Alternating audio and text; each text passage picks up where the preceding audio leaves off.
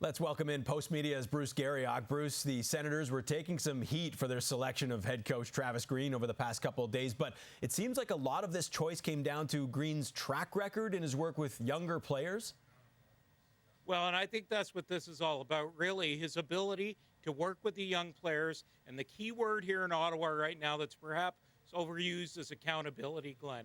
And I think when the Ottawa Senators looked at Travis Green, they say life needs to change for the likes of their young players, most notably Tim Stützle. And I think Stützle is going to be the guy who Green is going to demand things from the most. He's going to demand that he plays a 200-foot game, that he plays well at both ends of the ice, but he's not going to be alone in that, Glenn. I think that Brady Tkachuk and the other young players who form the core here are going to have to play that role on a nightly basis for this team to have success. And if they don't, then Travis Green will not be afraid to maybe sit them down and make them watch a game.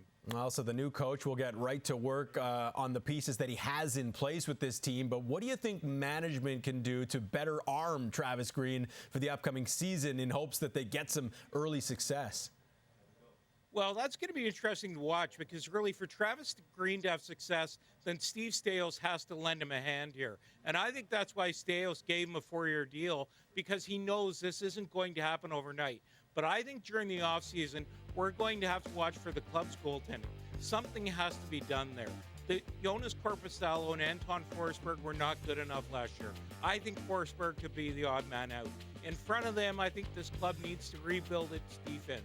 And I think we heard Jacob Chychrun's name a lot at the trade deadline, and I think we're going to hear a lot of him being moved between now and the draft. I could totally see that happening.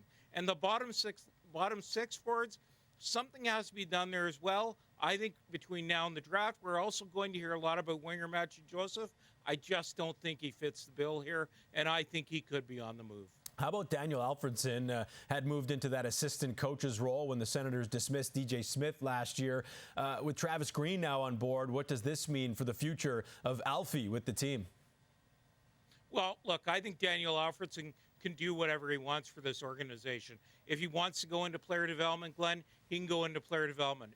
If he wants to stay behind the bench, and he did say that coaching intrigued him, I think that the way Travis Green spoke today, he'd be happy to have Daniel Alfredsson by his side.